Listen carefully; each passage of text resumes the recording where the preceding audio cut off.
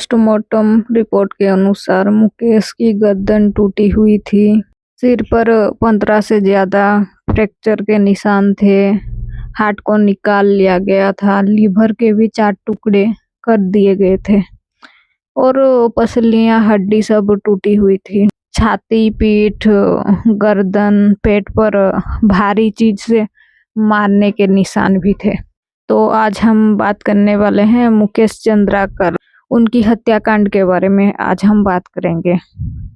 मुकेश चंद्राकर छत्तीसगढ़ के बीजापुर जिले से बिलोंग करते थे। जब वो सिर्फ 1 साल के थे तभी उनकी पिता की मौत हो गई थी। उस कारण से उनकी माता, जो कि एक आंगनबाड़ी कार्यकर्ता थी, उन्होंने उनको पाला पोसा और बड़ा किया। नेक्स्ट, नक्सल हिंसा के कारण उनका परिवार, जो कि उनका घर था, उससे कहीं और जाना पड़ा और एक सरकारी आश्रम में रहना पड़ा। नेक्स्ट, 2013 में उनकी माँ की भी मौत हो गई थी। उसके बाद मुकेश ने अपनी स्कूलिंग खत्म की। उनके जो बड़े भाई थे युकेश, वो कि एक पत्रकार ही थे। उनसे प्रेरित होकर वो नेटवर्क 18, एनडीटीवी और भी कई चैनल पर काम किए। साथ ही उनका एक बस्तर जंक्शन नाम का एक यूट्यूब चैनल है, जहां पर 2 लाख सब्सक्राइबर हैं। वहां पर वो लोकल मुद्दों को लेकर बात किया करते थे। 2021 में उन्होंने 7 पत्रकारों के साथ एक ग्रुप में शामिल हुए, जहां पर आर्मी को नक्सलवादियों ने किडनैप कर लिया था। उसको छुड़ाने के लिए भी उन्होंने बहुत मदद की थी। इस कारण से उनका नाम हाईलाइट पे आ गया था। मुकेश की हत्या का मुख्य कारण था उनकी एक रिपोर्ट। 25 दिसंबर 2024 को उन्होंने एनडीटीवी के लिए एक रिपोर्टिंग बनाई थी, जहां पर एक रोड की खराब स्थिति पर रिपोर्ट किया गया था, जो कि 170 करोड़ रुपीज की परियोजना थी। इस रिपोर्ट के बाद सरकार ने जांच शुरू की और जीएसटी छापा भी पड़े, जिसमें से मुख्य आरोपी था ठेकेदार सुरेश चंद्राकर। तभी से सुरेश चंद्राकर को यह डर था कि मुकेश चंद्राकर, जो कि एक हॉनेस्ट रिपोर्टर था, वो कहीं उसका पोल ना खोल दे, क्योंकि वो धांधली करने में बहुत माहिर था। तो हत्या का घटना, मुकेश चंद्राकर 8 जनवरी 2025 की शाम में लापता हुए थे। उनके भाई युकेश ने 2 जनवरी को उनकी गुमशुदगी की एक रिपोर्ट दर्ज की। नेक्स्ट, 3 जनवरी को पुलिस ने मुकेश की मोबाइल को ट्रैकिंग किया, जहां पर उनका शव सुरेश चंद्राकर की एक संपत्ति पर स्थित सेप्टिक टैंक से मिला।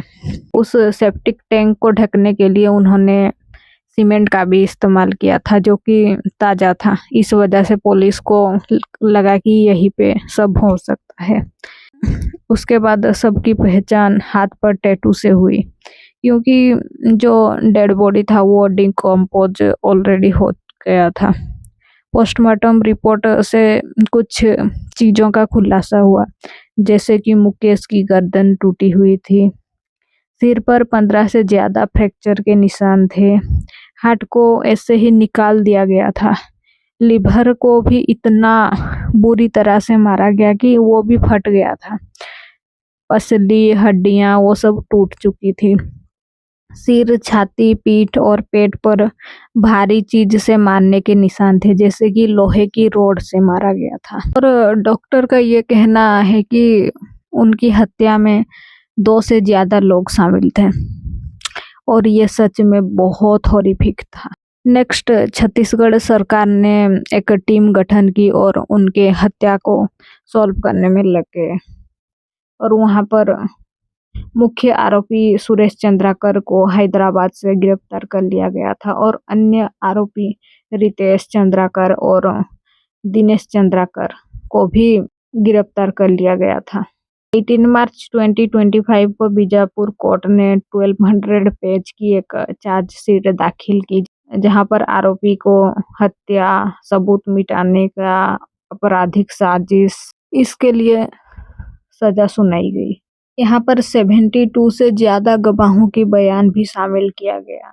यहाँ पर कुछ चीजों का भी खुलासा हुआ, जैसे कि सुरेश मुकेश चंद्राकर की हत्या से पहले उनको फोन करके धमकी भी दिया करता था। अभी रिसेंट मंथ तक कोई भी अपडेट नहीं आया है, इसका मतलब अभी भी ट्रायल चल रहा है, लेकिन जो अपराधी हैं उनको सख्त से सख्त सजा मिलने वाली है, क्योंकि ये सच में बहुत क्रूर था। सुरेश चंद्राकर जो था उसकी हत्या इस वजह से हो गई क्योंकि वो हॉनेस्ट था, वो लोगों के साथ जुड़ा हुआ था, वो और जो कुछ भी धांधली सब हो रहा था, जो कुछ भी फ्रॉड सब हो रहा था, उसको वो लोगों के सामने ला रहा था, इस वजह से उसकी हत्या हो गई।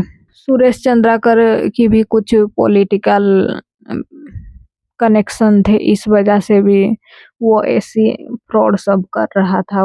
उसके मैरिज की भी कुछ फुटेज सामने आई, जैसे कि वो एक कॉन्ट्रैक्टर था, ज्यादा से ज्यादा वो उसकी मैरिज पे पूरा हेलीकॉप्टर ला के पूरा ग्रांड वाला, हम समझ ही सकते हैं कि एक लोकल कॉन्ट्रैक्टर इतना कैसे ऊपर जा सकता है। तो उसका जो कुछ भी है सब कुछ फ्रॉड करके ही गया। हत्या करने के बाद मेन मोटिव यही था कि उसका डेड बॉडी को छुपाना, जो कि एक क्रूर तरीके से किया गया है।